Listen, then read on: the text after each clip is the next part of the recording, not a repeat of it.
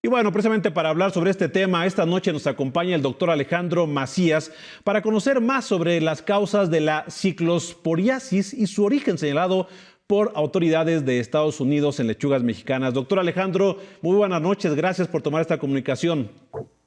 Hola Carlos, a tus órdenes, buenas noches. Gracias. Oiga, doctor, primero vamos a entender qué es esto, la ciclosporiasis, que bueno, hasta para mencionarla se nos dificulta, son términos muy complicados, pero ¿de qué se trata? ¿En qué consiste? ¿Cuál es esta enfermedad, doctor? Sí, es un parásito de una sola célula, o sea, no es un gusano propiamente, es un parásito de una sola célula que tiene varias peculiaridades. En primer lugar, no infecta de persona a persona como otros parásitos o otras infecciones intestinales, sino que tiene que primero salir al ambiente y allí madurar una semana antes de poder ser infectante. Entonces, lo que pasa es que si una persona lo tiene, lo expulsa, en ese momento no es infectante, pero después de una semana, por ejemplo, si contamina una fuente de riego de un campo agrícola, pues entonces puede contaminar grandes cantidades de verduras, ¿verdad? De vegetales de hoja verde, que son las principales, digamos, vectores donde se aloja. ¿Por qué? Porque no se cocinan, se sirven crudos.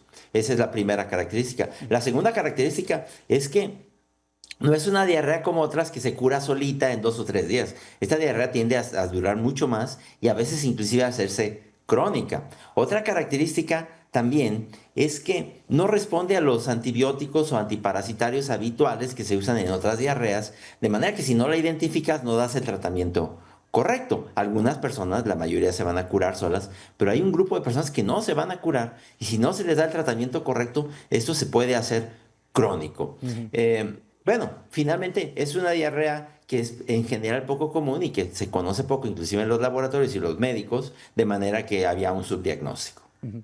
Ahora, en caso de que alguna persona lo detecte, es básicamente por la diarrea, que de hecho en términos, no sé si populares, se le llama la diarrea explosiva, doctor, pero ¿es el único síntoma o podría alguien tener algún otro síntoma para detectar y tomar pues, las medidas necesarias, doctor? Sí, mira, en un principio, sobre todo los primeros días, puede haber fiebre también, dolor de cabeza, dolor abdominal. Y sí, con los días se va desarrollando esa diarrea que es explosiva, o sea, es una diarrea que difícilmente llegas al baño y allí cuando llegas literalmente estallas, ¿verdad? Por eso es una diarrea explosiva. Y lo molesto es que eso se repite varias veces al día y entonces pues no te deja vivir, ¿verdad?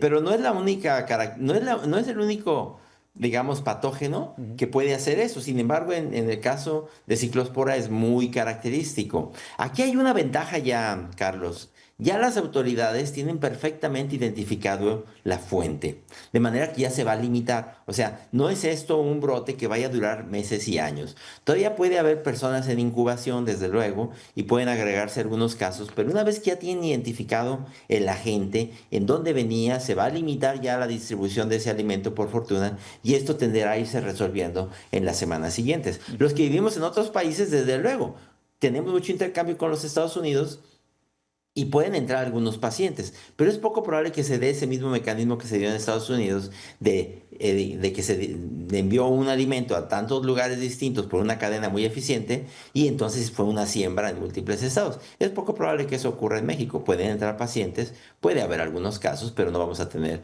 seguramente un brote tan grande como ese.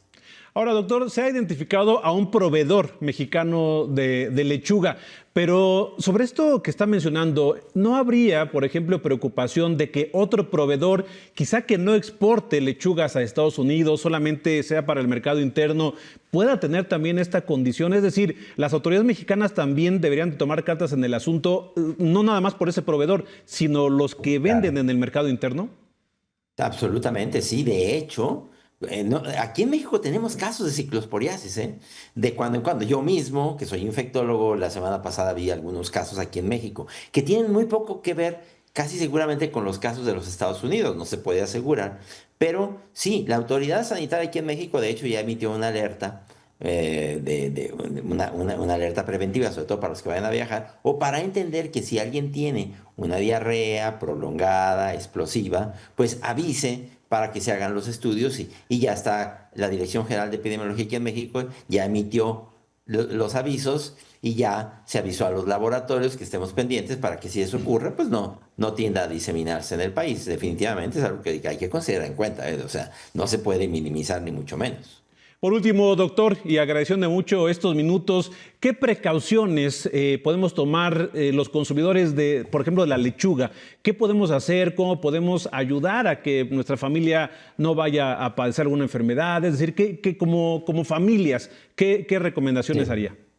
Sí, mira, la comida siempre es más segura si se cocina, si se pasa por fuego, ¿eh? Es mucho más segura. Ahora, es sano, puedes comer algunas frutas, vegetales que se sirven crudas como estas, pero cuando compren lechuga, es mejor que compren la lechuga entera, quiten las hojas del exterior y cuando la vayan a procesar, pues laven la lechuga. Obviamente, si la lechuga viene contaminada, es muy difícil descontaminarla, ¿verdad? Más que en lotes donde vienen pedacitos, mira, esto se parece a la carne picada o a la carne molida. Si un solo animal lleva una carne contaminada y eso se distribuye en toneladas de carne que se procesa junta, pues se amplifica esa contaminación. Pasa lo mismo con la lechuga. Si una o dos lechugas van contaminadas, pero se hacen pedacitos y se revuelve todo para venderlo en bolsas, es más el riesgo. Por eso compren mejor lechugas separadas, quítenle las hojas, laven sus hojas de lechuga, es mucho más seguro. Y también saber que la lechuga viene pues de un lugar, digamos, donde hay un rastreo, eviten comprarlo en tianguis, en mercados que no se sabe de dónde viene, pero pues hay que seguir disfrutando la lechuga, el cilantro, el perejil, como siempre, con esas precauciones, tampoco hay que caer en pánico. Hay que decir que en Estados Unidos se sirven en un día más de 150 millones de raciones de lechuga y tenemos, desde luego no es despreciable, algunos miles de enfermos, menos de la décima parte de un 1%, o sea, todavía puedes seguir comiendo eso con tus precauciones, pero no hay que caer en pánico, ¿verdad?